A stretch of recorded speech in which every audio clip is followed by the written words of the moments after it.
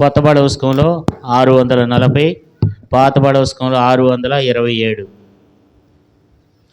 కొత్త బడవస్కంలో 640, పాత బడవస్కంలో 627.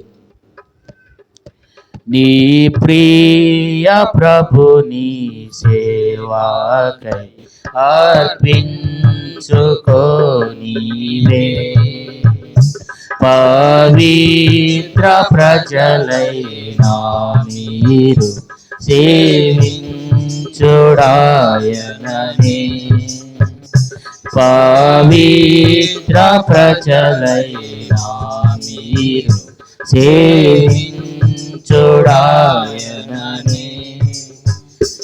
అంధకార జీవితమునకు వెలుగు తెచ్చెను తానే, అంధకార జీవితమునకు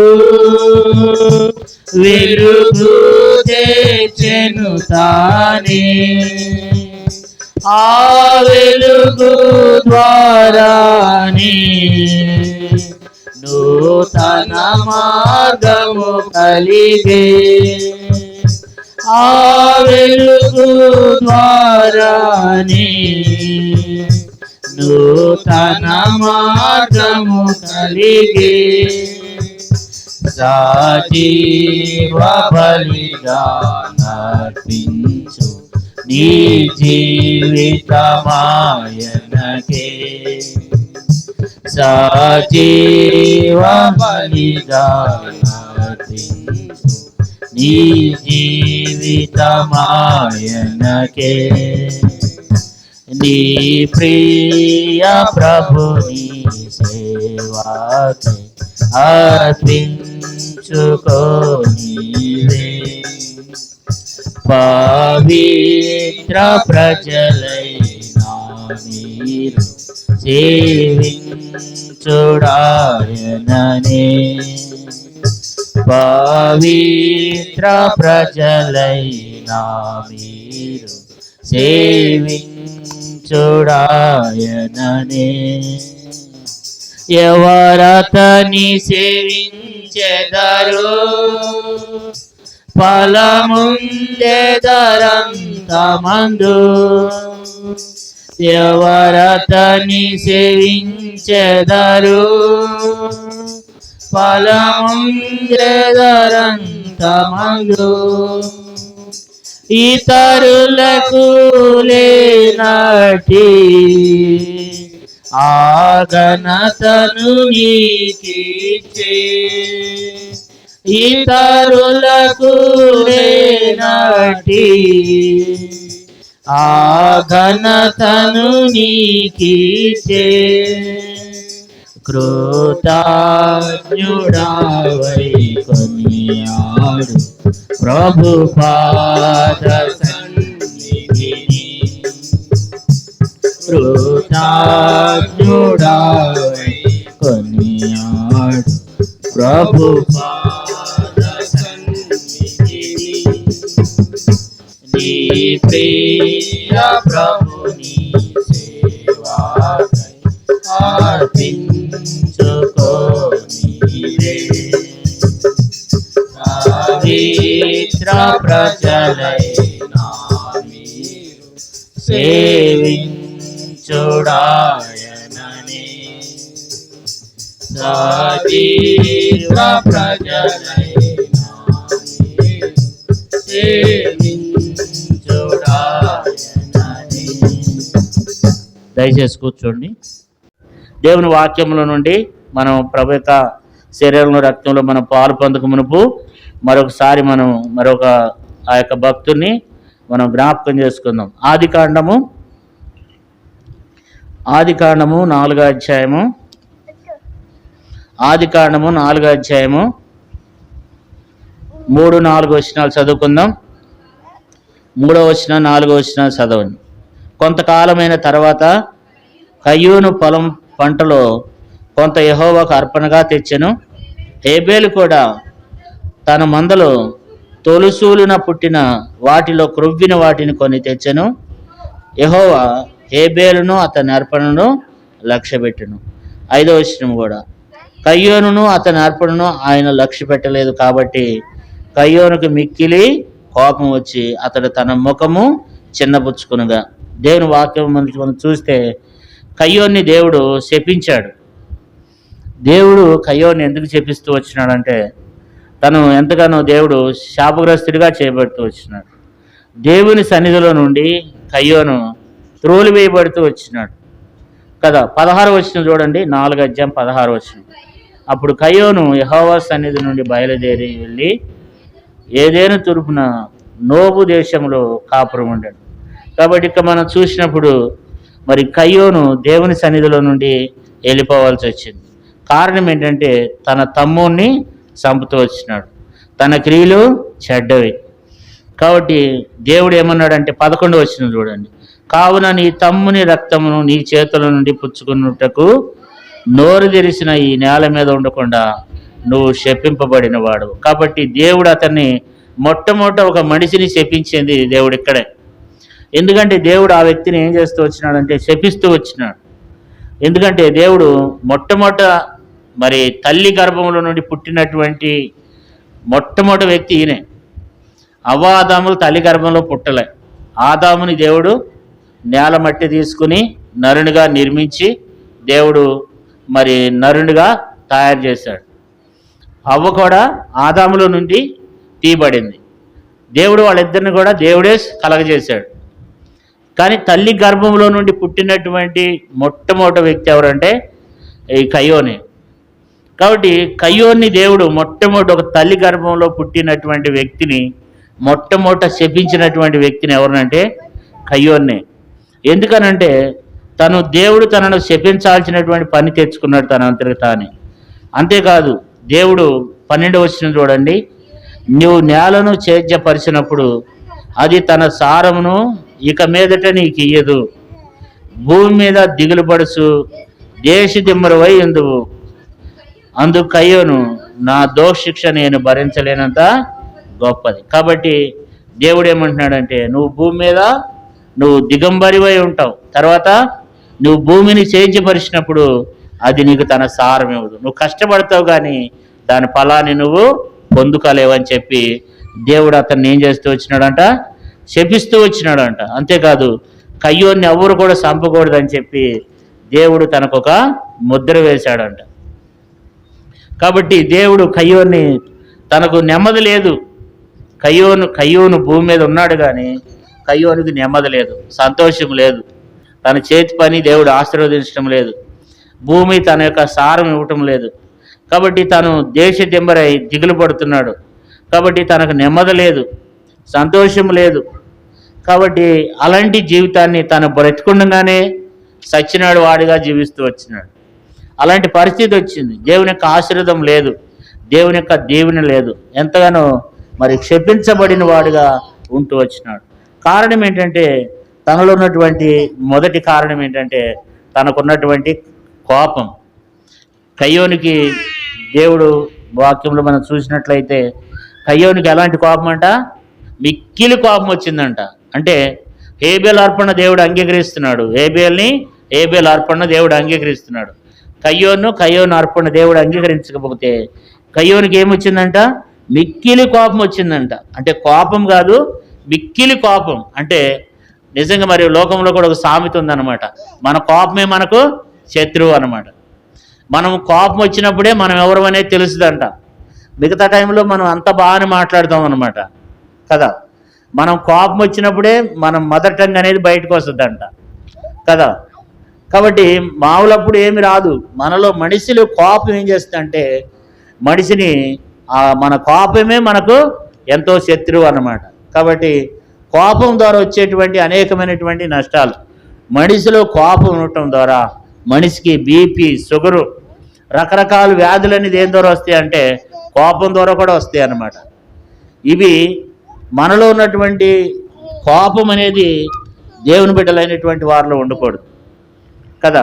కాబట్టి కయ్యోనికి ఏమొచ్చిందంటే ఇప్పుడు కోపం వచ్చిందంట. చూడండి 4వ అధ్యాయం ఆదికాండం 5వ వచనం, కయ్యోను అతని అర్పణను ఆయన లక్ష్య పెట్టలేదు కాబట్టి కయ్యోనికి మిక్కిలి కోపం వచ్చి అతడు తన ముఖం చిన్నపుచ్చుకునగా యెహోవా కయ్యనుతో నీకు కోపమేలా, ముఖము చిన్నబుచ్చుకుని ఉన్నావేమి. కాబట్టి తనకున్నటువంటి కోపం ఏం చేసిందంటే తన తమ్ముని చంపేటట్లుగా చేసింది.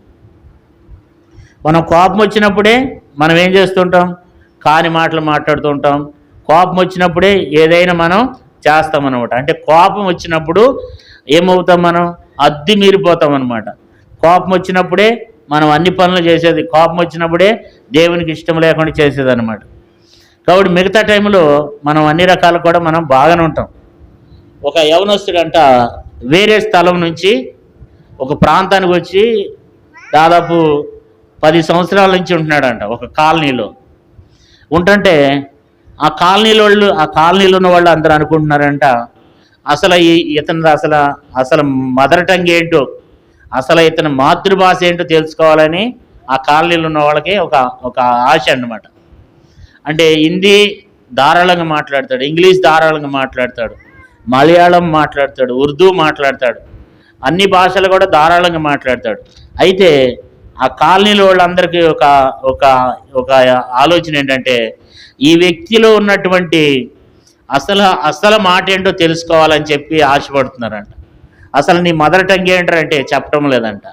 అయితే ఒక యవనస్తుడు అన్నాడంట, చలికాలం వాడు దుప్పట కప్పుకుని పండుకున్నాడంట. ఒక యవనస్తుడు అన్నాడంట, ఈరోజు అసలు అతని మదర్ టంగ్ ఏంటో నేను చూస్తాను, అసలు అతని మాతృభాష ఏంటో నేను చూస్తానని చెప్పి ఏం చేశాడంట, రాత్రిపూట పడుకున్నప్పుడు అతను మెల్లగా దుప్పట్లాగి చల్లటి కూలింగ్ నీళ్ళు తీసుకెళ్ళి వాడి మీద పోసిండంట. అప్పుడు వాడి కోపం వచ్చి మాట్లాడాడంట. అప్పుడు అన్నాడంట ఆడి మదర్ టంగ్ ఏంటంటే మలయాళం అన్నాడంట. అంటే కోపం వచ్చినప్పుడు మనలో ఉన్నటువంటి అసలు రూపం అనేది బయటకు వస్తుంది అనమాట. మనం ఎవరు అనేది ఎప్పుడు వస్తుంది, కోపం వచ్చినప్పుడే. మిగతా టైంలో అందరం బాగానే ఉంటామన్నమాట. కాబట్టి కోపం అనేది ఏం చేస్తుందంటే యాకోబు పత్రికలో మనం చూసినట్లయితే 1వ అధ్యాయము 20వ వచనం, యాకోబు పత్రిక 1వ అధ్యాయం 20వ వచనం, ఎందుకనగా నరుని కోపము దేవుని నీతిని నెరవేర్చదు. అంటే యాకోబు పత్రిక 1వ అధ్యాయం 20వ వచనంలో ఎందుకనగా నరుని కోపం దేవుని నీతిని ఏం చేయదంట, నెరవేర్చదు అనమాట. అంటే మన కోపము దేవుని నీతిని నెరవేర్చదు. మరి మన కోపం అంత మంచిది కాదు. ప్రభు బిడ్డలైనటువంటి వారికి మన కోపం అంత మంచిది కాదు. మరి 1 తిమోతి 2వ అధ్యాయం 8వ వచనం, 1 తిమోతి 2వ అధ్యాయం 8వ వచనంలో ఏముందంటే చదువమ్మ, కావున ప్రతి స్థలమందును పురుషులు కోపము లేనివారై, సంశయము లేనివారై.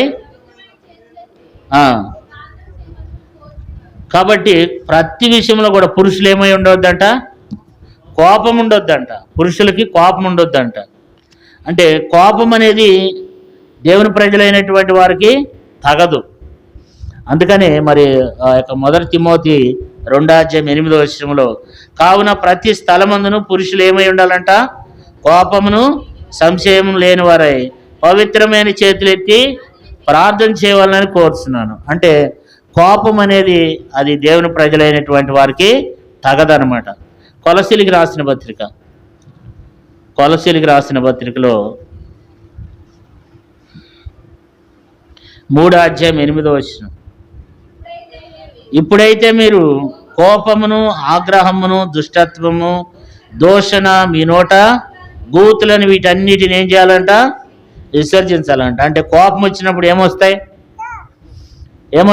ఇప్పుడైతే మీరు కోపం వచ్చినప్పుడు ఆగ్రహము దుష్టత్వము దూషణ మీ నోట బూతులు. ఎప్పుడు వస్తాయి బూతులు? కోపం వచ్చినప్పుడే. కోపం వస్తే బూతులు కూడా వచ్చేస్తాయి అన్నమాట. కాబట్టి కోపం అనేది అంత భయంకరమైనది అనమాట. అంటే మనిషిని కోపం అనేది ప్రభు బిడ్డలైనటువంటి వారికి అది తగదు. అందుకని దేవుడు ఏమంటాడంటే ఈ కోపాన్ని మనం ఏం చేయాలంటే అండి, విసర్జించాలి. కాబట్టి మన ఎఫెసీయులకు రాసిన పత్రిక 4వ అధ్యాయము, 26వ వచనం, కోపపడుడు కానీ పాపం చేయకుడి, సూర్యుడు అస్తమించే వరకు మీ కోపము నిలిచిండకూడదు. కోపపడాలి. కొన్నిసార్లు కోపం రావడం కూడా మంచిదే. కానీ కోపపడుడు కానీ ఆ కోపం ఇప్పుడు వరకు ఉండకూడదు, సూర్యుడు అస్తమించే వరకు కూడా ఆ కోపం ఉండకూడదు. ఇప్పుడు మన కోపం వచ్చింది, తర్వాత ఆ కోపం పద్దాక ఉండకూడదు. అది ఎప్పటి వరకు ఉండాలి? సూర్యుడు అస్తమించే వరకు, అంటే చీకటి పడే లోపల మరలా ఆ వ్యక్తితో మనము మాట్లాడాలి.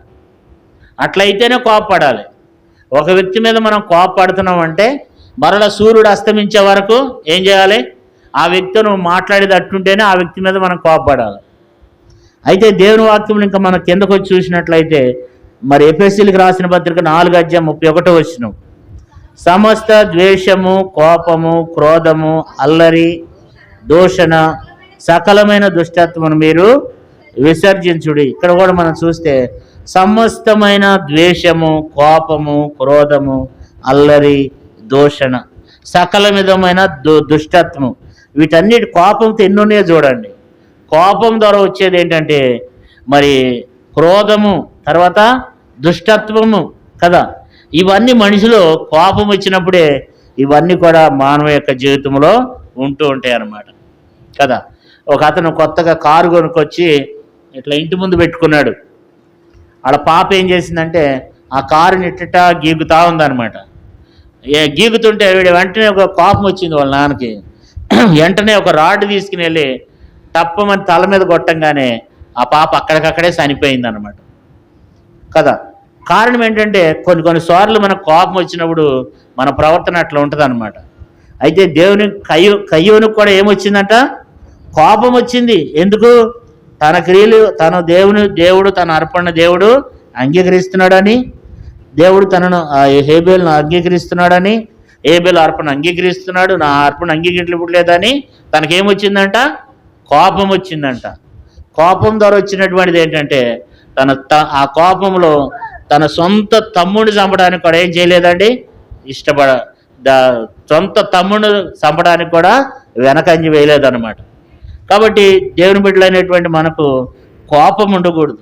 రెండోది ఏంటంటే ఒకటి ఏంటంట, తనలో కోపం ఉందంట. రెండోది ఏంటి? చూడు 4:7 నువ్వు సత్క్రియ చేసిన ఎడల తలెత్తుకునువా, సత్క్రియ చేయని ఎడల వాకిట పాపం పొంజుడును, నీ ఎడల దానికి వాంఛ కలుగును, నువ్వు దాన్ని ఏలుదు. సత్క్రియ చేయలేదంట. అంటే సత్క్రియ అంటే ఏంటి? మంచి క్రియలు. నువ్వు మంచి క్రియలు చేయలేదు, అందుకని నేను నీ యొక్క అర్పణ అంగీకరించడం లేదు.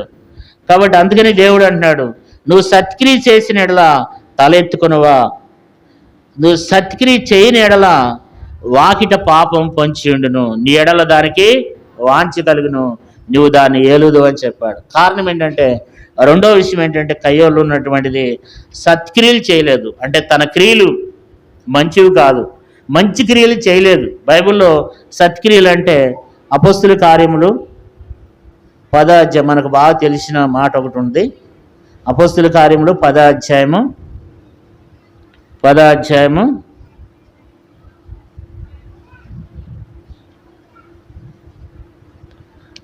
అపొస్తలుల కార్యములు 10వ అధ్యాయం 4వ వచనం చదవండి. 4వ వచనం. అతడు దూత వైపు తేరి చూసి భయపడి ప్రభువా ఏమని అడిగాను. అందుకు దూత, నీ ప్రార్థనలు నీ ధర్మకార్యములు దేవునికి సన్నిధికి జ్ఞాపకార్థంగా చేరినవి. అంటే తనలో ఏమున్నాయంట? మంచి క్రియలు ఉన్నాయి అన్నమాట కదా. అతడు ఎలాంటి క్రియలు చేస్తాడంట? మంచి క్రియలు చేస్తాడంట కదా. ఇంకా మనం చూసినట్లయితే 9వ అధ్యాయము 36 వచనం చూడండి. 9:36. మరియు ఎప్పేలో తబితాను ఒక శిష్యురాలు ఉండెను, ఆమెకి భాషాంతరమున దోర్కని పేరు. ఆమె సత్క్రియలను ధర్మకార్యములను బహుగా చేసి ఉండెను. అంటే సత్క్రియలు ధర్మకార్యాలు ఏం చేస్తుందంట? మంచి కార్యాలు చేసేదన్నమాట, మంచి పనులు చేసేది. అక్కడున్న విధవరాళ్ళందరికీ ఏం చేసేదంట? ఆమె మంచి మంచి బట్టలు కుట్టించేదంట. అంటే మంచి కార్యాలు చేసేది, సత్క్రియలు చేస్తూ వచ్చేదన్నమాట కదా. అందుకని తిమోతికి రాసిన మొదటి పత్రిక అక్కడ ఏముందంటే, తిమోతికి రాసిన మొదటి పత్రికలో స్త్రీలు ఎలాంటి వారు ఉండాలంటున్నాడంటే, తిమోతికి రాసిన మొదటి పత్రిక ఎన్నో వచనం అది?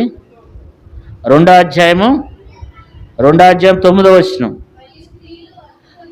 మరియు స్త్రీలు అనుకువయు స్వస్థ బుద్ధి గలవారయ్యుండి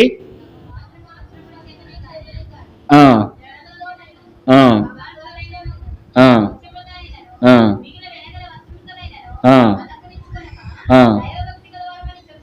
10వ వచనం చదవమ్మా. దైవభక్తి గలవారు అని చెప్పుకుని స్త్రీలకు తగినట్టుగా సత్క్రియల చేత తమ్మును తాము అలంకరించుకునవలెను. ఇక్కడ ఏం రాయబడిందంటే దైవ భక్తి గలవారమని చెప్పుకును స్త్రీలకు తగినట్లుగా సత్క్రియల చేత తమ్ము తాము ఏం చేయాలంట? అలంకరించుకోవాలంట. అంటే సత్క్రియలు చేసి సత్క్రియలు ఏం చేయాలంట? మరి దైవభక్తి కలిగినటువంటి స్త్రీలు, దైవభక్తి గల మరి దైవభక్తి గలవారమని చెప్పుకుని స్త్రీలకు తగినట్టుగా సత్క్రియల చేత ఏం చేయాలంట? తమను తాము అలంకరించుకోవాలంట. ఇప్పుడు కయ్యోని ఏం చేయలేదంట? సత్క్రియలు చేయలేదంట. సత్క్రియలు చేయలేదంట అంటే ధర్మకార్యాలు, తర్వాత సత్క్రియలు చేయకుండా ఉంటూ వచ్చినాడంట కదా. అయితే దేవుడు ఏమంటాడు? నువ్వు సత్క్రియ చేయలేదు అని చెప్పి దేవుడు తనతో మాట్లాడుతూ వస్తున్నాడు. ఒకటి కోపం ఉంది, రెండోది ఏముంది? సత్క్రియలు చేయట్లేదంట. మంచి కార్యాలు ఎప్పుడు కూడా తను చేసేవాడు కాదంట కదా. కాబట్టి ఇప్పుడు ఏమైందంటే మరి తనలోకి ఇప్పుడు ఏమైంది? మూడవ విషయాన్ని కూడా చూద్దాం. చూడండి, ఆదికాండం 4వ అధ్యాయం 5వ వచనం. కయ్యోనును అతని అర్పణను ఆయన లక్ష్య పెట్టలేదు కాబట్టి కయ్యోనికి మిక్కిలి కోపం వచ్చి అతడు తన ముఖం చిన్నపుచ్చు. ఇప్పుడు కయ్యోనికి ఏమొచ్చిందంటే అసూయ వచ్చిందనమాట. ఎందుకు కోపం వచ్చిందంటే అసూయ. కోపం ద్వారా ఏమొస్తుంది? అసూయ ద్వారా కోపం వస్తుంది అనమాట. అంటే కయ్యూన్లో ఏముందంటే అసూయ ఉంది. ఎందుకు? దేవుడు ఏం చేయట్లేదు, నన్ను అంగీకరించడం లేదు, నా అర్పణ కూడా అంగీకరించడం లేదు.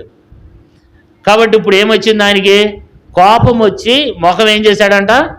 ముఖము చిన్నబుచ్చుకున్నాడంట. చాలామంది కొన్నిసార్లు మనం అనుకున్నది జరగకపోతే ఏం చేస్తాం? మనం ముఖం చిన్నబుచ్చుకుంటాం కదా. ఎవరైనా దేవుని మందిరంలో వాడబడుతున్నా, లేకపోతే మనకి ఏదైనా ఇవ్వకపోయినా, ఈ లక్షణం అనేది కయ్యోల్లో ఉన్నటువంటి లక్షణము. అంటే ఇది ఏంటంటే అసూయ అన్నమాట. అంటే ఎవరు ఏం చేయొద్దు, ఎవరు నాకంటే బాగుండొద్దు. ఎవరన్నా బాగున్నారనుకోండి, ఎవరన్నా ఆశీర్వదించబడుతున్నారు అనుకోండి, ఏమొస్తుంది? అసూయ వస్తుంది అన్నమాట. అరే వాళ్ళు ఆశీర్వదించబడిపోతున్నారు, వాళ్ళని దీవించబడిపోతున్నారు, వాళ్ళు అన్ని మేలు పొందేస్తున్నారు, నాకేమీ లేదు.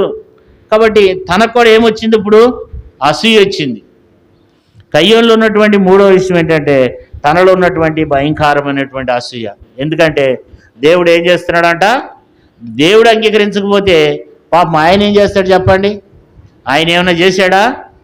ఆయన ఏం చేశాడు? నియమం ప్రకారం ఆయన వెళ్ళాడు. కానీ ఈయనకేమైంది? అసూయ వచ్చేసింది అనమాట. చాలామందిలో అసూయ ఉంటుంది అనమాట. ఈ అసూయ అనేది కూడా ఒక భయంకరమైనటువంటి పాపం అనమాట.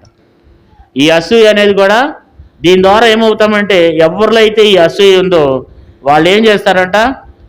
జీర్ణించకపోతారంట. ఏబు గ్రంథంలో చూడండి, ఏబు గ్రంథం 5వ అధ్యాయము 2వ వచనం, 2వ లైన్ చదవండి. బుద్ధి లేని వారు ఏం చేస్తారంట? అసూయ వలన చచ్చిపోతారంట. కాబట్టి అసూయ అనేది కూడా ఏం చేస్తుందంటే మనిషిని రోజే మనలో ఉన్నటువంటి ఆ బలాన్ని ఏం చేస్తుందంటే అది జీర్ణింపజేస్తుంది అనమాట. దాన్ని మనం అర్థం చేసుకోవాలి. దేవుడు మనల్ని ఆశీర్వదించాలి. దేవుడు మనకి ఇవ్వకపోతే మనం అసూయపడి ఎందుకు మనం అనవసరంగా అనారోగ్యాన్ని ఎందుకు తెచ్చుకోవాలి? దేవుడు మనకి ఇవ్వలేదు. ఇప్పుడు ఏం చేశాడంటే అది ఎవరిది? ఇద్దరూ అర్పించారు, కానీ ఒక అర్పణ దేవుడు అంగీకరించాడు, ఒక అర్పణ దేవుడు అంగీకరించలేదు. దానికి దేవుడు ఇప్పుడు ఎవరైనా బాగుపడుతున్నారనుకోండి, లేకపోతే ఎవరైనా అభివృద్ధి చెందుతున్నారనుకోండి, మనకెందుకు అసూయ? మనలో ఎందుకు ఆ బాధ? మనకెందుకు ఆ టెన్షను? అంటే అసూయ ద్వారా ఏం చేస్తారంట? బుద్ధి లేని వారు అసూయ వలన చచ్చిపోతారంట. అసూయ అనేది ఇది శరీర సంబంధమైనటువంటిది అనమాట. అసూయ అనేది శరీర సంబంధమైనది, అంటే ఇది ఆత్మ సంబంధమైనది కాదు. అసూయ అనేది ఎక్కడి నుంచి వస్తుందంటే శరీర సంబంధమైనటువంటి ప్రక్రియ. అంటే అసూయ అనేది శరీర సంబంధమైనది కదా. కొరింథీయులకు రాసిన మొదటి పత్రిక మొదటి కొరింథీ 3:3. మొదటి కొరింథీ 3:3. మీలో అసూయయు కలహమునుండగా మీరు శరీర సంబంధులై మనుషుల రీతిగా నడుచుకునే వారు కారా అంటే మీలో ఏముందంటున్నాడు పౌలు? ఏమంటాడు? మీలో అసూయయు కలహమునుండగా మీరు శరీర సంబంధులై మనిషి రీతిగా నడుచుకునే వారు కారా అంటే ఈ అసూయ అనేది ఎవరిలో అయితే ఉందో ఇది శరీర సంబంధమైనది, ఇది ఆత్మ సంబంధమైనది కాదు. ఇది ఆత్మ సంబంధమైనది కాదు. ఇది మన ఆత్మకు క్షేమాన్ని కలగజేసేది కాదు. ఇది అసూయ అనేది ఎలాంటిదంటే ఇది శరీర సంబంధమైనటువంటిది అనమాట. కాబట్టి ఇది దేవునికి ఇష్టం లేనిది అసూయ అనేది. అసూయ అనేది చాలా సందర్భాల్లో బైబిల్లో రాయబడింది. అవన్నీ మనం చూడటానికి సమయం లేదు, కానీ అసూయ అనేది దేవునికి ఇష్టం లేనటువంటిది అనమాట. కాబట్టి ఎవరు కూడా మనము అసూయ పడకూడదు. దేవుడు మనకి ఇవ్వలేదు అంతే, దానికి మనం ఏం చేయలేం. అంటే అసూయ అనేది ఏంటంటే చూడండి, గలతీలకు రాసిన పత్రిక 5వ అధ్యాయము, గలతీలకు రాసిన పత్రిక 5వ అధ్యాయము 21వ వచనం చదవండి. 21వ వచనం చదవండి. భేదములు, ఇమతములు, అసూయలు, మతతులు, అల్లరితూడిన ఆటపాటలు మొదలైనవి వీటిని గురించి నేను మునుపు చెప్పిన ప్రకారము ఇట్టి వాటిని చేయవారు దేవుని రాజ్యమును స్వతంత్రించుకొనరని మీతో స్పష్టంగా చెప్తున్నాను. అంటే ఎవరిలో అయితే అసూయ అనేది ఎవరిలో అయితే ఉందో వారు ఏం చేయరంట? దేవుని రాజ్యాన్ని స్వతంత్రించుకోరు. అంటే స్వతంత్రించుకోరంటే దేవుని రాజ్యానికి వారు అర్హులు కాదనమాట. ఏ మనుషులైతే అసూయ ఉందో, ఇది నా మాటలు కాదు, ఇక్కడ దేవుని వాక్యంలో రాయబడినాయి అనమాట. ఏ వ్యక్తులైతే అసూయ అనేది ఉందో వీళ్ళు ఏం చేయరంటే దేవుని రాజ్యాన్ని స్వతంత్రించుకోరంట కదా. అందుకని ఏముంది ఇక్కడ 21వ వచనంలో భేదములు, ఇమతములను, అసూయ, మతతలు, అల్లరితో కూడిన ఆటపాటలు మొదలైన వీటిని గురించి నేను మునుపు చెప్పిన ప్రకారము ఇట్టి వాటిని చేయవారు దేవుని రాజ్యమును స్వతంత్రించుకున్నాడని మీతో స్పష్టంగా చెప్తున్నాను. అంటే ఎవరిలో అయితే అసూయ ఉందో వాళ్ళు దేవుని రాజ్యానికి ఎంత మాత్రం కూడా అర్హులు కాదని దేవుని వాక్యంలో రాయబడుతూ వచ్చిందనమాట కదా. కాబట్టి ఇప్పుడు కయ్యోని యొక్క జీవితంలో దేవుడు ఎందుకు తనని శపించాల్సి వచ్చిందంటే తన క్రియలు ఎలాంటివంట? కోపము, తర్వాత సత్క్రియలు. ఎప్పుడు కూడా ఏ మంచి పని కూడా తనకి చేయలేదు. ఎప్పుడు కూడా తను ఏ మంచి పని కూడా చేయలేదన్నమాట. సత్క్రియలు అంటే ఎప్పుడు కూడా ఇతరులను మరి లేని వారికి ఆదరించడం, లేకపోతే లేని వారిని ఆదుకోవటం, ఇలాంటి మంచి క్రియలు ఎప్పుడు కూడా తను చేయలేదన్నమాట. తర్వాత తన తమ్ముడు అర్పణ దేవుడు అంగీకరిస్తుంటే ఈయన సహించలేకపోతూ వచ్చినాడు. అందుకని ఏం చేయాల్సి వచ్చింది? చంపాల్సి వచ్చింది అనమాట. ఎందుకు చంపినాడు అంటే అసూయ చేత చంపాడు అనమాట. అంటే మనలో ఉన్నటువంటి అసూయ ఏం చేస్తుందంటే ఇతరులను చంపుతుంది అనమాట, ఇతరులను చంపుతుంది కదా. కయ్యోను కూడా ఏబేలను కూడా ఏం చేస్తూ వచ్చినాడు? చంపుతూ వచ్చినాడు అనమాట. తనలో ఉన్నటువంటి 4వ విషయం ఏంటంటే చూడండి, 4వ అధ్యాయం 8వ వచనం చదువుకుందాం. కయ్యోను తన తమ్ముడైన హేబేలుతో మాట్లాడెను. వారు పొలంలో ఉన్నప్పుడు కయ్యోను తన తమ్ముడైన హేబేలు మీద పడి అతన్ని చంపాను. కాబట్టి ఇక్కడ మనం చూస్తే నరహంతకుడు అనమాట. ఎవరంటే ఈయన నరహంతకుడు. మరి ఎవ్వరు కూడా ఒక వ్యక్తిని హత్య చేయకూడదు అనమాట, ఒక వ్యక్తిని చంపకూడదు. మోషే ధర్మశాస్త్రం ప్రకారం, దేవుని వాక్యం ప్రకారంగా మరి ఎవరైతే మరి హత్య చేస్తారో, నరహత్య చేస్తారో వాళ్ళు దేవుని రాజ్యానికి వాళ్ళు వారసులు కాదు, వాడు నరహానికి పాత్రుడు. కాబట్టి దేవుడు ఇచ్చినటువంటి ఆజ్ఞల్లో 10 ఆజ్ఞలో ఒక ఆజ్ఞ ఏంటంటే నరహత్య చేయకూడదు కదా. ఈ వ్యక్తి ఏం చేస్తూ వచ్చినాడు? ఆజ్ఞను అతిక్రమించాడు అనమాట. ఆజ్ఞను అతిక్రమించి తన తమ్ముని ఏం చేస్తూ వచ్చినాడు? చంపివేసినాడు అనమాట. నరహంతకుడు అంటే ఈ మరి కొత్త నిబంధనలకు వచ్చేసరికి ఏంటి? చంపటమే కాదు, ద్వేషిస్తేనే నరహంతకులు అంట. చూడండి మత్తయి సువార్త 5వ అధ్యాయము, మత్తయి సువార్త 5వ అధ్యాయము 21వ వచనం చూడండి. 21వ వచనం, నరహత్య చేయవద్దు, నరహత్య చేయవాడు విమర్శకు లోనగును. నరహత్య చేయవద్దు, నరహత్య చేయవాడు విమర్శకు లోనగును అని పూర్వీకులతో చెప్పబడిన మాట మీరు విన్నారు కదా. 22వ వచనం చూడండి. నేను మీతో చెప్పినది ఏమనగా, తన సహోదరుని మీద కోపపడి ప్రతివాడును విమర్శకు లోనగును. తన సహోదరుని చూచి వ్యర్థుడు అని చెప్పేవాడు మహాసభకు లోనగును. ద్రోహి అని చెప్పేవాడు నరహాగ్నికి లోనగును. అంటే యేసుక్రీస్తు ప్రభువారు కాలంకి వచ్చేసరికి తన సహోదరుని మీద కోపపడేవాడు ఎవరంట? నరకాగ్నికి లోనవుతాడంట కదా. 22వ వచనం మరొకసారి చూడండి. పాత నిబంధనలో ఉన్నది ఏంటంటే, నరహత్య చేయవద్దు, నరహత్య చేయవాడు విమర్శకు లోనవుతాడు అని పూర్వీకులతో చెప్పబడిన మాట. అది మోషే ధర్మశాస్త్రం మనం విన్నాం. మరి మత్తయి సువార్త 5:22వ వచనంలో నేను మీతో చెప్పినది ఏమనగా, తన సహోదరుని మీద కోపపడి ప్రతివాడు విమర్శకు లోనవుతాడంట. తన సహోదరుని చూసి వ్యర్థుడా అని చెప్పేవాడు మహాసభకు లోనగును. ద్రోహి అని చెప్పేవాడు నరకాగ్నికి లోనవుతాడు. అంటే తన సహోదరుణ్ణి చూచి మనము ఏం చేయకూడదండి, ఏది కూడా తక్కువ చేయకూడదు అనమాట. తన సహోదరుని మీద కోపపడి ప్రతివాడు ఎక్కడికి అవుతాడంట? ఒక దినాన్ని విమర్శలోనికి వస్తాం, ఒక దినాన్ని తీర్పులోనికి వస్తాం. నిన్ను నరకానికి తీసుకుని వెళ్తుందన్నమాట. తన సహోదరుని ఏం చేస్తూ వచ్చినాడంట? చంపినాడంట. చూడండి దేవుని వాక్యంలో యోహాను రాసిన మొదటి పత్రిక. కయ్యోని ఏం చేశాడంటే తన సహోదరుని చంపినాడంట. యోహాను రాసిన మొదటి పత్రిక 3:12 వచనం. మనము కయ్యోని వంటి వారమై ఉండరాదు, వాడి దుష్టిని సంబంధి అయి తన సహోదరుని చంపెను. వాడు అతన్ని ఎందుకు చంపెను? తన క్రియలు చెడ్డవయు తన సహోదరుని క్రియలు నీతి గలవి ఉండును కనుకని. అంటే పాత నిబంధనలో తన సహోదరుని చంపినాడు. కానీ క్రొత్త నిబంధనలో వచ్చేసరికి తన సహోదరుని చంపివాడు నరహంతకుడు అంట, తన సహోదరుని ద్వేషించేవాడు. చూడండి, చదువుకుందాం. యోహాను రాసిన మొదటి పత్రిక 3:15. యోహాను రాసిన మొదటి పత్రిక 3:15 వచనం. తన సహోదరుని ద్వేషించేవాడు నరహంతకుడు. ఏ నరహంతకుని యందును నిత్య జీవం ఉండదని ఎరుగుదాం. అంటే ఈ కొత్త నిబంధనలకు వచ్చేసరికి తన సహోదరుని ద్వేషించే ప్రతి ఒక్కడు నరహంతకుడు అంట. సంపవసరం లేదు, ద్వేషిస్తే చాలు. ఇప్పుడు చాలామంది మనం ఉంటాం కదా, కొంతమంది ఏం చేస్తాం, మన సహోదరులు అంటే మనకు నచ్చదు, మన విశ్వాసులు మనం అందరిని ఇష్టపడుతున్నామా అంటే అందరిని ఇష్టపడం. కొంతమందిని మాత్రమే మనం ఇష్టపడతాం, కొంతమందిని మనం అసహించుకుంటాం, కొంతమందిని మనం ద్వేషిస్తాం. కానీ బైబిల్ ఏం చెప్తుంది? మనం కూడా నరహంతకులమే. ఇప్పుడు నూతన నిబంధన ప్రకారంగా చూస్తే మనం ఎవరమి? మనం కూడా నరహంతకులమే. ఎందుకంటే అక్కడ 15వ వచనంలో ఏముంది? తన సహోదరుని ద్వేషించేవాడు నరహంతకుడు, ఏ నరహంతకుని యందును నిత్య జీవం ఉండదని ఎరుగుదామంటున్నాడు.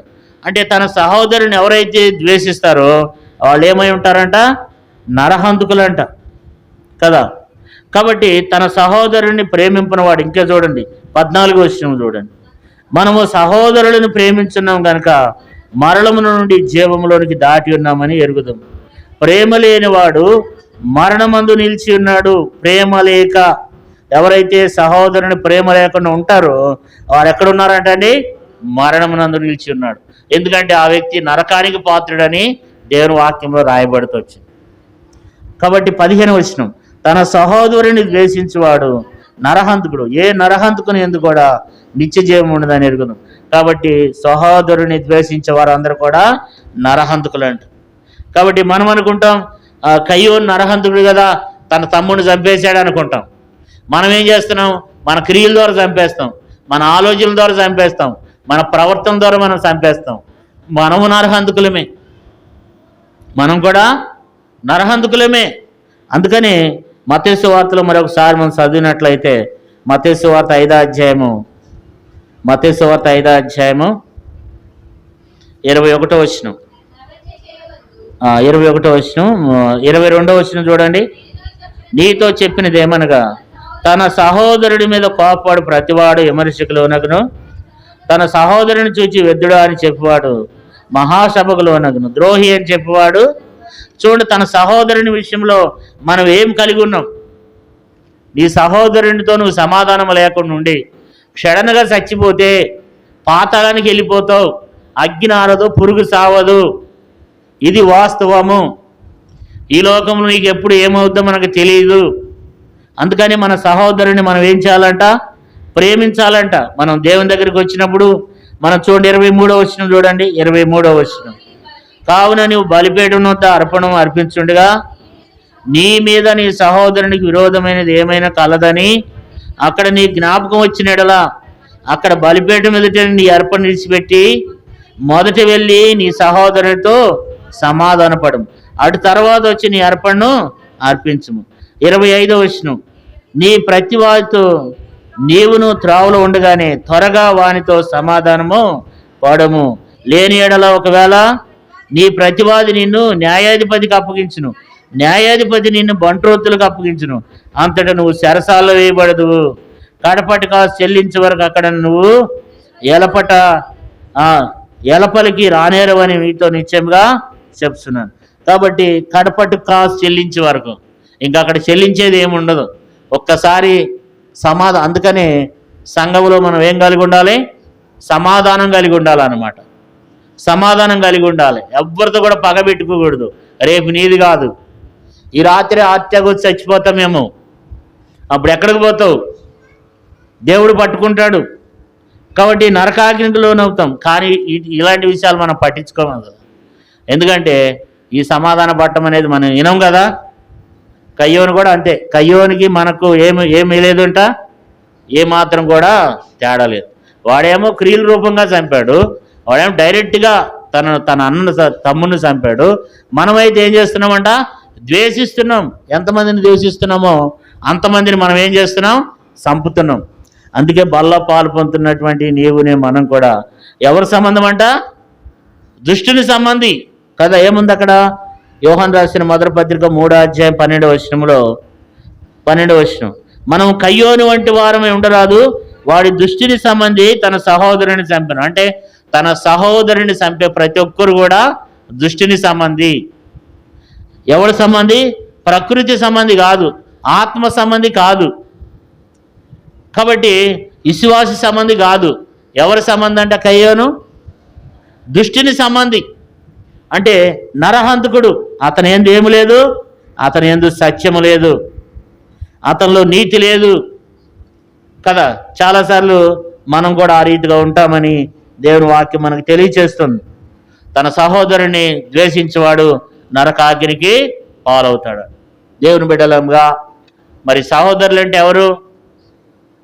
ప్రభు యొక్క శరీరంలో, రక్తంలో, ఒకే పాత్రలో, ఒకే రొట్టెలో మనం పాలు పొందుతున్నాం, ఒకే పాత్రలో మనం తీసుకుంటున్నాం. కానీ ఒకడంటే ఒకళ్ళకి మనకు పడదు. అత్త అంటే కోడలుగా పడదు, కోడలంటే అత్తగా పడదు, తోడు కోళ్ళగా పడదు, అన్నదమ్ముల మధ్యలో పడదు, అక్క చెల్లెల మధ్యలో పడదు, సంఘములో కూడా సహోదరుల మధ్యలో పడదు.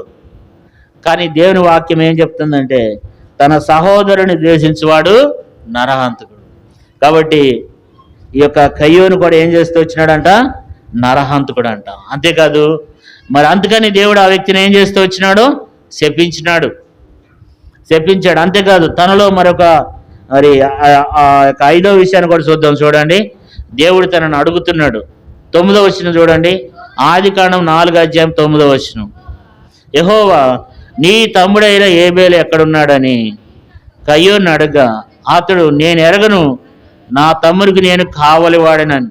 అంటే ఇతరులు ఉన్నటువంటి అహం చూడండి, ఇతరులు ఉన్నటువంటి అహంకారం చూడండి. అడిగేది ఎవరో తెలుసా అండి? ఎవడో దారైపోయి దానే కాదు, లేకపోతే మన పక్కింటోడు కాదు, లేకపోతే మన ఎదురింటోడు కాదు.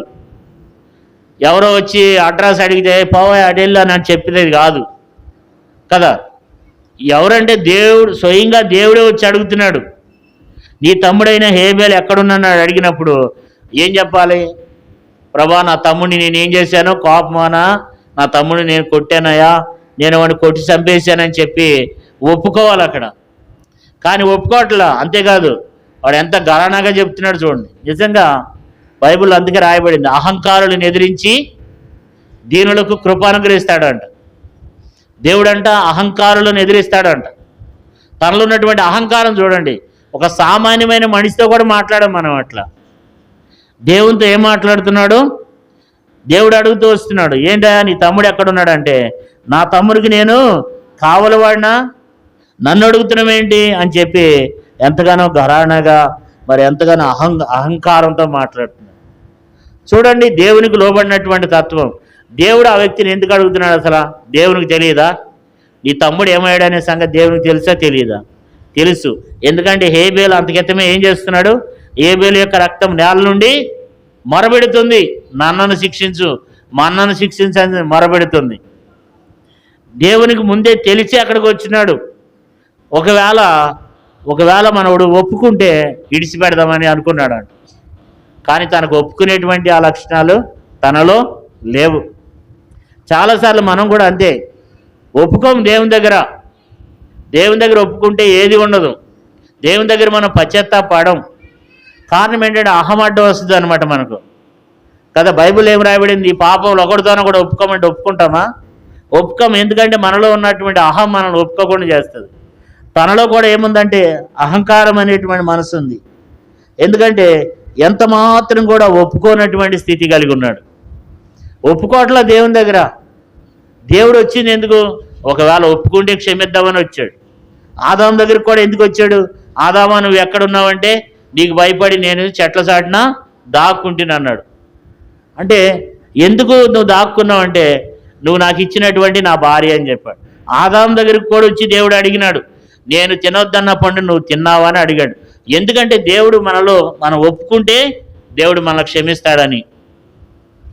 మనం పశ్చాత్తాపడితే దేవుడు మనలను క్షమిస్తాడనమాట. మనం ఒప్పుకోకపోతే దేవుడు మనల్ని క్షమించడు. దేవుని యొక్క ఆశ చూడండి. సరే, తప్పు ఒప్పు అయిపోయింది, చేశాడు, ఒకవేళ ఒప్పుకుంటే క్షమిద్దామని అనుకున్నాడు అనమాట. కానీ ఈ వ్యక్తి మాత్రం ఏం చేయలేదంట, ఒప్పుకోలే. ఏమంటున్నాడు అక్కడ? కప్పుకుంటున్నాడు. నాకేం తెలుసు? చూడు 9వ వచనంలో, యెహోవా నీ తమ్ముడైన హేబేలు ఎక్కడున్నాడని కయ్యూరును అడగ్గా, అతడు నేను ఎరగను, నా తమ్మునికి నేను కావలివాడినా. చూడండి ఎంత ఆ యొక్క అవిధేయత, ఆ దేవునికి లోబడినటువంటి తనాన్ని మనం అక్కడ చూస్తూ ఉన్నాం. కారణం ఏంటంటే దేవునికి ఎంత మాత్రం కూడా తను ఏం చేయట్లేదు, ఒప్పుకోవట్లే. ఎందుకనంటే తనలో ఉన్నటువంటి ఆ యొక్క అవిధేయత అనేటువంటి మనసు. ఏంటి ఆయనకు ఒప్పుకునేది? ఏంటి మనం ఒప్పుకునేది? నేను ఎందుకు తగ్గాలి కదా. తప్పు చేసి కూడా ఏం చేస్తున్నాడు? తప్పు చేయనట్లుగా నటిస్తున్నాడు అనమాట. తప్పు చేసి కూడా చేయనట్లుగానే ఉన్నాడు. తన పని తాను చేసుకుంటున్నాడు. దేవుడు వెళ్ళి అడిగితే, నాకేం తెలుసు, నన్ను ఎందుకు అడుగుతావు, నా తమ్ముడిని నేను ఎరగను, నా తమ్ముడి వాడికి ఏమైనా కావాలుగా పెట్టేవే నువ్వు అని చెప్పి దేవుని దగ్గరే ఎట్లా మాట్లాడాడు? తిక్కగా మాట్లాడాడు అనమాట. అందుకనే దేవుడు ఆ వ్యక్తిని ఏం చేయాల్సి వచ్చిందండి? దేవుడు క్షపించినాడు ఆ వ్యక్తిని కదా. మనం కూడా ఒప్పుకోవాలి దేవుని దగ్గర. ఇప్పుడు బల దగ్గర, ప్రభు శరీరం దగ్గర, ప్రభు యొక్క రక్తం దగ్గర మనం ఏం చేయాలి? ఒప్పుకోవాలి. ఒప్పుకోకపోతే ఏమవుతుంది కదా, కప్పుకుంటే నష్టపోతాం. బైబిల్లో రాయబడింది, అతిక్రమములు దాచిపెట్టివాడు వర్ధిల్లడు, వాటిని ఒప్పుకుని విడిచిపెట్టివాడు కనికరం పొందుతాడు. మనము అతిక్రమములను దాచిపెట్టుకుంటే వర్ధిల్లం. వాటిని ఒప్పుకుని దేవుని దగ్గర విడిచిపెడితే దేవుడు మనల్ని ఆశీర్వదించాలని చూస్తాడు. మనం బల దగ్గర కూడా సమయం ఇచ్చేది ఎందుకంటే, ఒప్పుకుంటే దేవుడు దీవించాలని కోరుకుంటున్నాడు. ఒప్పుకుంటే దేవుడు ఆశీర్వదించాలనుకుంటున్నాడు. కానీ ఒప్పుకోకపోతే మనకే తిప్పలు. ఒప్పుకనంతసేపు మనకే బాధ, ఒప్పుకనంతసేపు మనమే ఇబ్బంది పడాలి. అందుకని ఒప్పుకుని ఏం చేయాలి? విడిచిపెట్టాలి.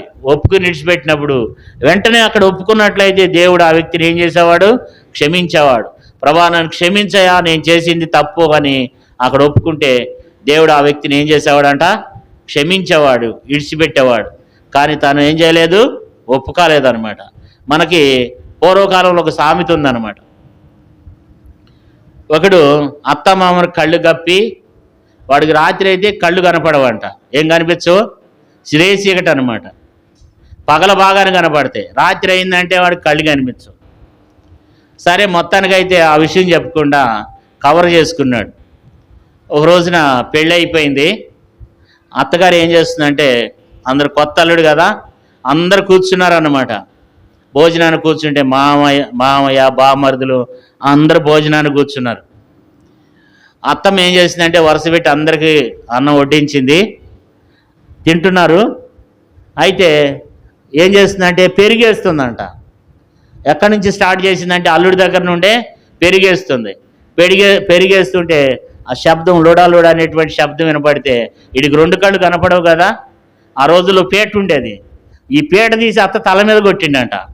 అరే అల్లుడు ఎట్లెందుకు చేసావంటే వాడు ఏమనుకున్నాడు, కుక్క అనుకున్నాడు వాడు. ఎందుకంటే 2 కళ్ళు కనపడవు కదా. అత్త తల మీద కొట్టిండంట. అత్త తల మీద కొడితే అప్పుడు ఏంటో అల్లుడు అట్ట చేసే మీ అత్తమ్మ కొట్టినావేంటంటే పెరిగేసేది ఆమెని నువ్వెందుకు కొట్టినావంటే అప్పుడు అన్నాడంట, అరే మావయ్య ఇప్పుడు నాకంటే పెద్దోడు నువ్వు ఉండవు, మొట్టమొదటి నీకేయాలి కానీ ఫస్టే నాకేసింది ఏంటి, అందుకని అత్తకు సిగ్గు రావాలని కొట్టింది అన్నాడంట. చూడు తప్పులు ఎట్లా చాలాసార్లు అట్లా ఒప్పుకోమన్నమాట, ఒప్పుకోము. సరే అత్తమ్మను కొట్టినాడు కదా, వీడు రాత్రి పండుకున్నారు ఎక్కడ వాళ్ళు అక్కడ. వీడు రాత్రి టాయిలెట్కి వెళ్ళాల్సి వచ్చింది. ఒక తాడు తీసుకుని దాని నుంచి ఆ దగ్గరికి బాత్రూమ్ ఎక్కడ దాకా ఉంది అక్కడికి ఎత్తుక్కుంటే టాయిలెట్ దగ్గరికి వెళ్ళాడు తాడు కట్టుకుని. మరలా తిరిగి రావాలి ఆ తాడు ఆధారంతో. ఎవడో అడ్డం పడ్డాడు, వాళ్ళ మామయ్యకి తాడు అడ్డం వచ్చి దాన్ని కట్ చేసేసాడు. వీడు తాడు కనపడక ఎత్తుక్కుంటూ మళ్ళీ ఎక్కడికి వెళ్ళాడంట, వాళ్ళ అత్తమ్మ రూమ్లోకి వెళ్ళిండంట. వెళ్ళి 2 కాళ్ళు పట్టుకున్నాడా, ఎదుగుతా అత్తమ్మ కాళ్ళు పట్టుకున్నాడు. ఆమె తుల్లిపళ్ళు వేసి ఏంటయ్యాలుడు అంటే, నిన్ను సంతకడ కొట్టినా కదా మా అత్తమ్మ, అందుకని నీ దగ్గరకు వచ్చి క్షమాపణ అడుగుదామని వచ్చినాను అన్నాడంట. చూడండి ఎన్ని తెప్పలు. సరే ఆ రోజు అయిపోయింది. మళ్ళా ఉదయం వాళ్ళు ఏంటంటే వాళ్ళకి ఎద్దులు ఉన్నాయన్నమాట. వాళ్ళందరూ ఏం చేశారంట, పొలం వెళ్ళారంట. పొలం వెళ్ళినప్పుడు వీడు కూడా అల్లుడు వస్తావు నువ్వు కూడా సరదాగా అంటే, వస్తాను మామయ్య అన్నాడంట. ఆ మామయ్యతో బామ్మరుదులతో కలిసి ఆ కుప్పలు కొడుతున్నారనమాట. ఆ రోజుల్లో టాటర్లు ఉండవు, కుప్పలు నూరుస్తుంటే ఎడ్లు తీసుకుని వీళ్ళు కూడా వెళ్ళిండంట. సాయంత్రం 6 అయిపోతుంది. వీడికి సాయంత్రం 6 అయితే కళ్ళు కనిపించవు, చీకటి పడుతుంది అనమాట. వీడు అన్నాడంట, మామయ్య మరి ఇంటికి వెళ్దామా అన్నాడంట. అల్లుడు ఇంకా పని అవ్వలేదు కదా అల్లుడు అని అంటే, అప్పుడు ఎద్దులే తొక్కేయన్నమాట కుప్ప. అప్పుడు మామయ్య అన్నాడు, అల్లుడు మాకు పని అవ్వలేదు కానీ మేము ఒడ్లని కుప్ప చేసి వస్తాం, నువ్వు ఎడ్లు తీసుకుని ఇంటికి వెళ్ళిపోమన్నాడు. అవి పగలంతా వాడికి మూటికి చిక్కం పెడితే పగలంతా ఆకలితో ఉన్నాయి. వీడికి అసలే కళ్ళు కనపడవు. ఎద్దులు ఏం చేస్తే ఇంటికి తీసుకెళ్తాయి కదా, వీడు తోక పట్టుకున్నాడు. అవి ఏం చేస్తున్నాయి అంటే ఆకలి ఎక్కడ మధ్యలో దారిలో పచ్చగడ్డి ఉంటే ఆ పచ్చగడ్డి మీద పడి తింటున్నాయి, ఇంటికి వెళ్తలేదు. అత్త మామ అందరు ఇంటికి వెళ్ళిపోయినారు. ఇంటికి వెళ్ళిపోతే ఇంటికాడ ఎవరు లేరు, ఎద్దులు లేవు, అల్లుడు లేడు. ఏమైంది అని చెప్పి మళ్ళీ తిరిగి వచ్చి చూస్తే ఎక్కడున్నాడు అల్లుడు, మళ్ళీ ఎక్కడో ఎద్దులు మేపుతున్నాడు. ఏంటి అల్లుడు టైం ఇప్పుడు 2 అయిపోయింది, నువ్వు ఎప్పుడో పంపించినాం కదా అంటే, ఊరిక మామయ్య సాలు కానీ ఎద్దులు ఆకలికి చచ్చిపోతుంటే నేను ఎద్దుల్ని ఇక్కడ మేపుతున్నాను అన్నాడంట.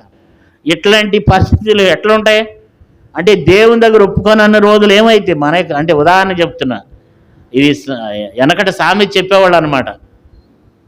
సరే ఇంటికి వెళ్ళిన తర్వాత ఆ ఎద్దులను అక్కడ కట్టేసి అల్లుడు చేతులు కడుక్కొచ్చు కలడు అంటే, ఆ రోజుల్లో ఆ యొక్క గుంట దోవారంట, ఏది ఉలవలు ఉడకేయడానికి. వీడు కనపడక ఆ ఉడవలు ఉడకేసే దాంట్లో పడ్డాడంట. దాంట్లో పడి 2 కాళ్ళు గాలిని అంట. అరే ఏం అల్లుడు నువ్వు అందులో దూకినావంటే, మామయ్య అది లోతు సాలిందో సాలేదు దిగుదామని చూశాను, కింద ఏమైనా ఉప్పు ఉంది మామయ్య అన్నాడంట. అంటే ఆ ఉలవలేసే పాత్ర ఉంటుంది గుంట తోవి, దాంట్లో ఉలవలు ఉడకేస్తారు. వీడు చేతులు కడుక్కొచ్చు కలుడు భోజనం పెడతామంటే వీడు కళ్ళు కనపడక ఏం చేశాడంటే అక్కడ ఉలవలది ఉంటే దాంట్లో పడ్డాడంట. ఏంటంటే అడిగితే ఆ ఉలవలది ఉండేది ఉంది కదా, లోతు ఉందో లేదని దిగినాను, తీరా చూస్తేనేమో దాంట్లో నొప్పులు ఉన్నాయి అన్నాడంట. అంటే మనుషులు ఎన్ని రకాలుగా కవర్ చేసుకుంటారంటే అన్ని రకాలు కవర్ చేసుకుంటారు. కానీ మనుషుల దగ్గర కవర్ చేయొచ్చేమో కానీ దేవుని దగ్గర కవర్ చేయొద్దు. దేవుని దగ్గర ఏం చేయాలి చెప్పండి, పశ్చాత్తాపడాలి, దేవుని దగ్గర ఒప్పుకోవాలి. హేబేలు కూడా ఏం చేయలేదు, ఒప్పుకున్నాడు, ఒప్పుకోలేదా? ఒప్పుకోపోయిన అన్ని రోజులు ఏం కలుగుతుంది, కష్టమే. ఒప్పుకుంటే దేవుడు ఏం చేస్తాడు, క్షమిస్తాడు, దేవుడు కాపాడుతాడు. ఈ యొక్క కయ్యోను కూడా ఏం చేయలేదంటే ఒప్పుకోవాలి. కారణం ఏంటంటే తనలో ఉన్నటువంటి అహంకారము, తనలో ఉన్నటువంటి ఆ లోబడినటువంటి తత్వం అనమాట. అంతేకాదు తన గురించి దేవుని వాక్యంలో రాయబడింది ఏంటంటే దుష్టుని సంబంధి, అంటే వాడు దుష్ట కార్యాలు చేస్తూ వచ్చాడు, సాతాను యొక్క ఇష్టాన్ని నెరవేరుస్తూ వచ్చినాడు. ఈ దినం చాలామంది కూడా దేవుని బిడ్డలైనటువంటి వారు సాతాను యొక్క ఉద్దేశాన్ని నెరవేరుస్తూ ఉంటారు. సాతాను యొక్క సంబంధులు ఆదివారం నాడు ఏదో మందిరానికి వస్తారు, కానీ కొంతమంది, అందరు కాదు, నీతిమంతులు ఉంటారు, అనీతిమంతులు ఉంటారు అన్నమాట. దేవుని బిడ్డల్లో కూడా కొంతమంది ఎట్లా ఉంటారంటే ఆదివారం పోయిందంటే మరలా ఆదివారం వరకు కూడా ఎవరి యొక్క ఉద్దేశాలు నెరవేరుస్తారండి? సాతాను యొక్క ఉద్దేశాలు నెరవేరుస్తారనమాట. సాతాను ఏది చేయమంటే అదే చేస్తారు. సాతాను యొక్క తలంపులు, సాతాను యొక్క ఆలోచనలు అనమాట. వీళ్ళు చాలామంది శరీర సంబంధమైనటువంటి విషయాల్లో నిమగ్నం అయిపోతుంటారు. ఆత్మ సంబంధమైన విషయాల్లో ఎంత మాత్రం కూడా వాళ్ళలో ఏముండదు, పురుగొలుపు ఉండదు. ఆత్మీయంగా బలపడాలి, ఆత్మీయంగా పురుగొలుపు పడాలి అనేటువంటిది వారిలో ఉండదు. కారణం ఏంటంటే కయ్యోను కూడా ఏం చేస్తూ వచ్చినాడంట, వాడు దుష్టిని సంబంధి అంట, అంటే అపవాది యొక్క సంబంధి. వాడు శరీర సంబంధి, ప్రకృతి బైబిల్లో రాయబడింది లోక సంబంధి, శరీర సంబంధి, ప్రకృతి సంబంధి, తర్వాత దుష్టిని సంబంధి. కయ్యోను ఎవరంటే దుష్టిని యొక్క సంబంధి. సాతాను యొక్క ఉద్దేశాలన్నీ నెరవేరుస్తున్నాడు, కానీ దేవునికి మాత్రం లోబట్టలేదు. కారణం ఏంటంటే తనలో ఉన్నటువంటిది ఏంటంటే దుష్ట ఆలోచనలు, దుష్ట తలంపులు, దుష్ని యొక్క తలంపులు కదా. అందుకని దేవుడు ఆ వ్యక్తిని ఏం చేయాల్సి వచ్చిందంటే శపించి వేయాల్సి వచ్చిందనమాట. అంతేకాదు, ఇప్పుడు మనం చూస్తే తనలో ఉన్నటువంటి దేవునికి ఇష్టం లేని ఎన్ని ఉన్నాయి. తనకు భయంకరమైనటువంటి కోపం ఉంది. తర్వాత సత్క్రియలు, ఈనాడు కూడా సత్క్రియలు చేసే మనసు కాదు, దుష్ట కార్యాలు చేస్తాడు, చెడ్డ క్రియలు చేస్తాడు కదా. అందుకని ఏం రాయబడింది, అతని క్రియలు చెడ్డవి అని రాయబడింది. తన తమ్ముని క్రియలు మంచివి, తన క్రియలు చెడ్డవి. కొంతమంది మంచి క్రియలు చేయరు అనమాట, ఎప్పుడు ఇతరులకు హాని చేసే క్రియల్లోనే ఉంటారు అనమాట. అది దుష్ట తలంపులు, దుష్ట ఆలోచనలు అనమాట. మూడో విషయం ఏంటంటే భయంకరమైనటువంటి అసూయ బుద్ధి.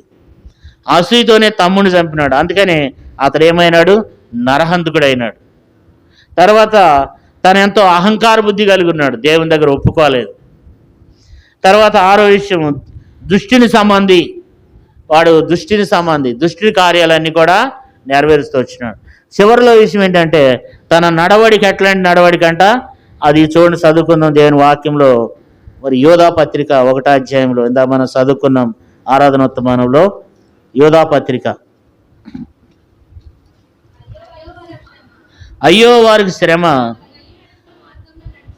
అయ్యో వారికి శ్రమ, వారు కయ్యోను నడిచిన మార్గమున నడిసిరి. కయ్యోను యొక్క మార్గం ఎలాంటిదంటే తన ఒక మార్గం ఎన్నుకున్నాడు అనమాట. ఈ కయ్యోను మార్గం ఎలాంటిదంటే అది భయంకరమైనటువంటి, అది చెడ్డ మార్గం అనమాట. ఇది దేవుని మార్గం కాదు. ఈ మార్గంలో ఇక్కడ 3 వ్యక్తులు ఉన్నారు. అయ్యో వారికి శ్రమ, వారు కయ్యోను నడిచిన మార్గము నడిసిరి, బహుమానం పొందవలని బిలాము నడిచిన త్రప్పు త్రోవలో ఆత్రముగా పరిగెత్తిరి, కోరాగు చేసినట్లు తిరస్కారం చేసి నశించిరి. ఇక్కడ 3 వ్యక్తులు ఉన్నారనమాట. ఎలాంటి వారంగా మనం ఉండకూడదు అంటున్నాడు దేవుడు. వీళ్ళు ఎలాంటి కార్యాలు చేస్తూ వచ్చినారంటే అయ్యో వారికి శ్రమ, వారు కయ్యోని నడిచిన మార్గమున నడిసిరి. కయ్యోని మార్గం ఎలాంటిదండి, అది నరహత్య చేసే మార్గం. కయ్యోని మార్గం కోపంతో, కయ్యోని మార్గంలో ఏమున్నాయి, పగ, క్రోధం, ద్వేషము, అసూయ, దుష్టి తలంపులు, దుష్టి ఆలోచనలు. తన మార్గం ఈ దినాన అనేక మంది కూడా ఎక్కడ నడుస్తున్నారంటే అనేక మంది కయ్యోని మార్గాన్ని నడుస్తున్నారు, అనేక మంది దుష్టుడిని మార్గాన్ని నడుస్తూ ఉన్నారు. కయ్యోని మార్గం కదా. ఈ దినాన అనేక మంది ఎవరి మార్గాన్ని నడుస్తున్నారు, కయ్యోని మార్గం నడుస్తున్నారు. ఎందుకంటే తన ఒక మార్గాన్ని ఎన్నుకున్నాడు. ఆ మార్గం ఎలాంటిదంటే అది భయంకరమైనటువంటి దుష్ట మార్గం.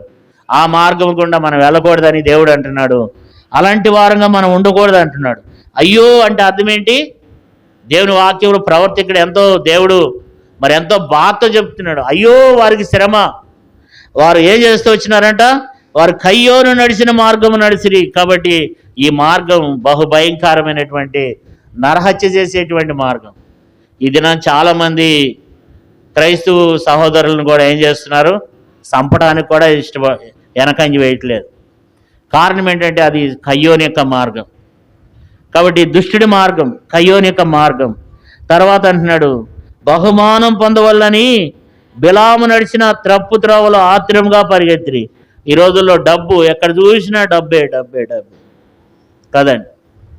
కాబట్టి ఎప్పుడు డబ్బు సంపాదిద్దామా, ఇదే ప్రతి ఒక్కరు కూడా, అది సేవకు అందరు కాదు, సేవకులు కానీ విశ్వాసులు కానీ అనేక మంది ఏం చేస్తున్నారు, బిలాంలాగా ఉంటున్నారు. దేవుని కంటే ఎక్కువగా దేనికి ప్రాముఖ్యత ఇచ్చామో వాళ్ళు ఒక బిలాంలు అనమాట. చాలామంది డబ్బుకి ఎక్కువ ప్రాముఖ్యత ఇస్తారు. దేవుని కార్యముల కంటే కూడా డబ్బుకి ఎక్కువ, డబ్బు కొరకు ఎంత అయినా చేస్తారు, డబ్బు కోసం ఎంత ప్రయాసపడతారు. డబ్బు సంపాదించాలి, బహుమానాలు కావాలి. కాబట్టి ఇలాంటి తప్పు మార్గంలో నడుస్తూ ఉంటారన్నమాట. తప్పు మార్గంలో. ఈ మధ్యన ఒక సేవకుడు నాకు ఫోన్ చేశాడు, అన్న నేను ఇక్కడ సేవ చేస్తున్నాను కానీ నాకు ఎటువంటి జీవనోపాధి దొరకట్లేదు అన్నాడు. ఏమైందా అంటే, అక్కడ అంతకితం చేసినటువంటి దైవ సేవకులంట అక్కడ విశ్వాసులకు ఫోన్లు చేసి డబ్బులు అడుక్కుంటున్నారంట. అక్కడున్న దైవ సేవ అంతకితం చేసిన వాళ్ళు ఏం చేస్తున్నారంట, డబ్బులు అడుక్కుంటున్నారంట. మా విశ్వాసులు చాలామంది దశమ భాగాలు ఆయనకి పంపించేస్తున్నారు అంటున్నాడు. అంటే చాలామంది ఇప్పుడు ఇక్కడ సేవ చేస్తున్నాం, ఇక్కడ మీ కానుకలు ఇవన్నీ ఇక్కడ సంఘానికి ఉండాలి, ఇక్కడ సేవకులకు ఉండాలి. ఇక్కడ వెళ్ళిపోయిన సేవకులకి ఇస్తే వెళ్ళిపోయిన సేవకులు మీ కొరకు ప్రార్థన చేస్తారా? వెళ్ళిపోయిన సేవకులు ప్రార్థన చేయరు కదా. ఇప్పుడు నేను కరీంనగర్లో 12 సంవత్సరాలు చేసి వచ్చా. వాళ్ళ గురించి నేను ఇక్కడ బల దగ్గర చేస్తున్నానా, సంఘ ప్రార్థనలు చేస్తున్నానా? కాబట్టి మరి ఇక్కడ మేము కష్టపడి ప్రార్థన చేసే దైవ సేవకులు, వాళ్ళు ఇంకో సంఘానికి వెళ్ళినప్పుడు అక్కడ ఉన్నటువంటి వాళ్ళు వాళ్ళని పోషిస్తారు. కానీ కొంతమంది సేవకులు ఏం చేస్తున్నారంటే, మొన్న సేవకుడు బాధపడుకుంటా చెప్పినాడు నాకు, అన్న మాకెవరు ఇల్లు దర్శించినా సరే మాకు ₹1 కూడా ఇవ్వట్లేదని అన్నారు. కారణం ఏంటంటే వాళ్ళకి అక్కడ ఉన్నది చాలక ఇక్కడ చేసేళ్ళాము కదా అని చెప్పి పరిచయాలతో మళ్ళీ ఇక్కడున్న వాళ్ళని కూడా ఏం చేస్తున్నారు, కొల్లగొడుతున్నారు అన్నమాట.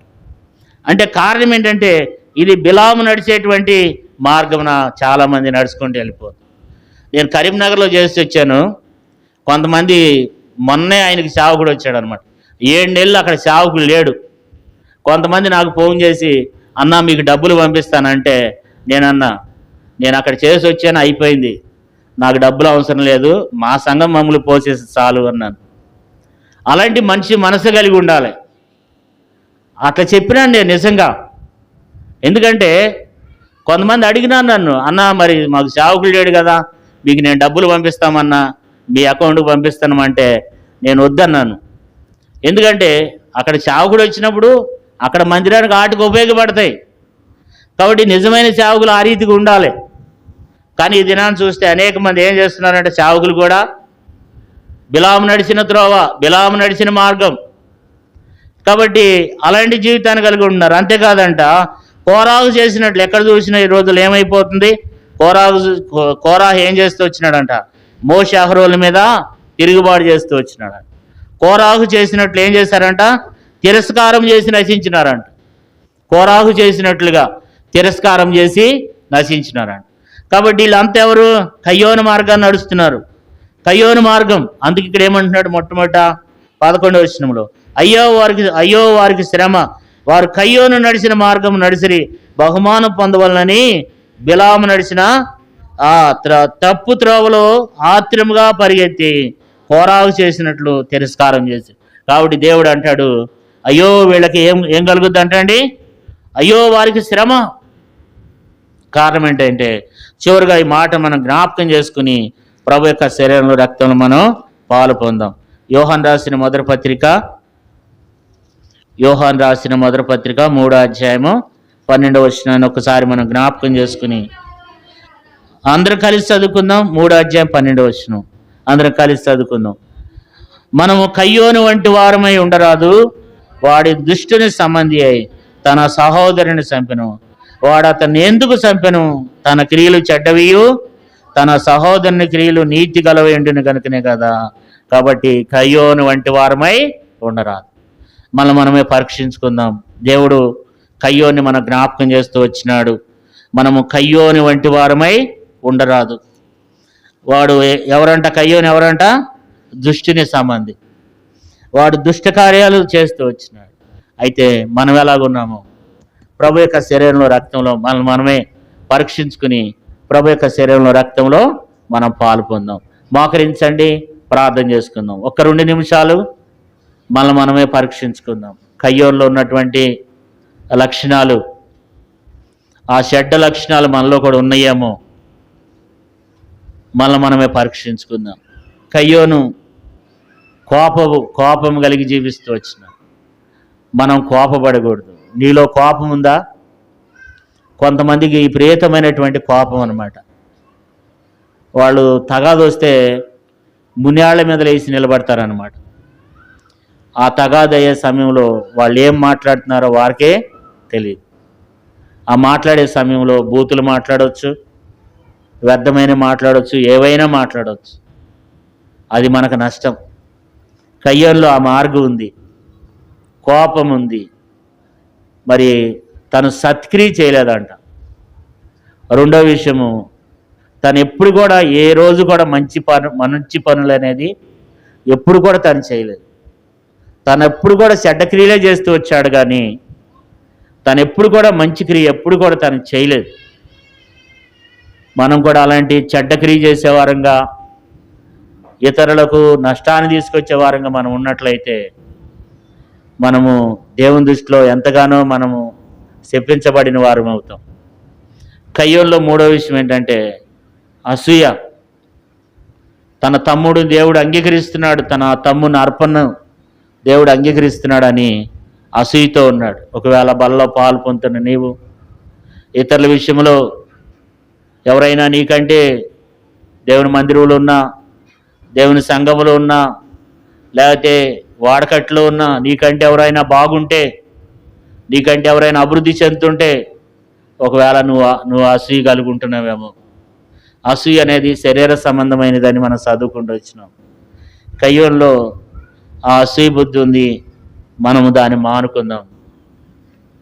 కయ్యోన్లో 4వ విషయం దేవుడు జ్ఞాపకం చేస్తూ వచ్చినాడు, తను నరహంతకుడు. తన సహోదరుని నూతన నిబంధనలో దేవుడు మనతో మాట్లాడుతూ వచ్చినాడు. తన సహోదరుని ద్వేషించేవాడు నరహంతకుడు, అతడు మరణమందు నిలిచిన్నాడని దేవుడు మాట్లాడుతూ వచ్చినాడు. మనం కూడా మన సహోదరులను ద్వేషిస్తున్నావేమో. బల్లో పాలు పొందుతున్న నీవు సమాధాన పడకుండా నీ సహోదరుని వెళ్ళ పగ కలిగి ఉన్నావేమో, ద్వేషం కలిగి ఉన్నావేమో. నీలో నిత్యజీవం లేదంటున్నాడు. ఏ నరహంతకుని యందు నిత్యజీవం లేదు. కాబట్టి పాత నిబంధనలు అయితే చంపారు, కొత్త నిబంధనలో ద్వేషిస్తే చాలు. కాబట్టి మనం కూడా అలాంటి నరహత్య చేసే స్థితిలో ఉన్నామేమో. మనమే పరీక్షించుకుందాం. మనం నరహంతకులమే. ఎందుకంటే మన సహోదరులను మనం ఎన్నోసార్లు ద్వేషిస్తున్నాం. ఒప్పుకుందాం, ఆ లక్షణం మనలో ఉండొద్దు. ఆ ద్వేషించే మనసు మనకు ఉండొద్దు. ప్రేమిద్దాం, దేవుడు నిన్ను ఆశీర్వదిస్తాడు. సమాధాన పడండి, దేవుడు ఆశీర్వదిస్తాడు. సమాధానం పడకుండా బలలో పాలు పొందొద్దు, నష్టపోతావు. రేపు చనిపోతే నరకానికి వెళ్ళిపోతావు. కడపటి కాసు చెల్లించే వరకు నువ్వు చీకటి గదిలో ఉంటావు. అగ్ని ఆరదు, పురుగు సావదు. కాబట్టి నరహత్య చేసే అనుభవం కలిగి ఉన్నాడు. దేవుడు వచ్చి మాట్లాడుతున్నప్పుడు అహంకారంతో జవాబిచ్చాడు, కానీ పశ్చాత్తాపడి దేవుని దగ్గర ఒప్పుకోలేదు. నువ్వు కూడా దేవుని దగ్గర ఒప్పుకోవట్లేదేమో. అతిక్రమం దాచిపెట్టేవాడు వర్ధిల్లడు, వాటిని ఒప్పుకుని ఇడిచిపెట్టేవాడు కనికరం పొందుతాడు. నీవు చేసిన తప్పులన్నీ దేవుని దగ్గర ఒప్పుకో, దేవుడు నిన్ను క్షమిస్తాడు. ఒప్పుకోవడానికి దేవుడు నీకు ఇచ్చినటువంటి మంచి సమయం ఇది. నీ తప్పులు, నీ పొరపాట్లన్నీ, దేవా నేను చేసిన తప్పు, నువ్వు ఎక్కడెక్కడ తప్పు చేసావో నీ హృదయము నీ మీద నేరారోపణ చేస్తుంది. నీ మనస్సాక్షి నీ మీద నేరారోపణ చేస్తుంది. ఒప్పుకుని విడిచిపెడదాం, దేవుడు నిన్ను కరుణిస్తాడు, దేవుడు నిన్ను దీవిస్తాడు. ఒప్పుకుని విడిచిపెడదాం. తర్వాత దుష్టిని సంబంధి దుష్ట కార్యాలు చేస్తూ వచ్చినాడు. మనం కూడా దుష్టికి ఇష్టము, సాతానికి ఇష్టమైన కార్యాలు చేస్తున్నామేమో. నువ్వు దేవునికి ఇష్టమైన కార్యాలు చేస్తున్నావా? కయ్యోను దేవునికి ఇష్టమైన కార్యాలు చేయలే, దుష్టునికి సాతానికి ఇష్టమైన కార్యాలు చేశాడు. ఒకవేళ నీవు కూడా నీ నోటమ్మటే అబద్ధాలు, బూతులు, కోపం, క్రోధం, దేవుడు చూడొద్దన్న దాన్ని చూడటం, దేవుడు చేయొద్దన్న దాన్ని చేయటం, ఇదంతా దుష్టుని సంబంధి కార్యాలు.